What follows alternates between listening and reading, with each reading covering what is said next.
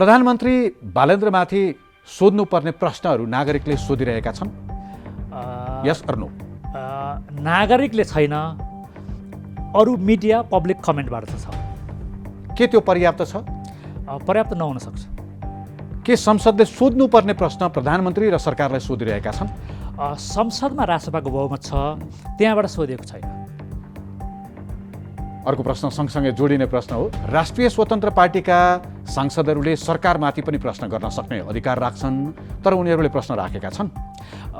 प्रश्न राख्न अधिकार त राखिहाल्छन् र प्रश्न राख्न पर्ने नै नलागेर हो कि पर्खौँ भनेर हो, त्यो चाहिँ अहिलेसम्म थाहा छैन।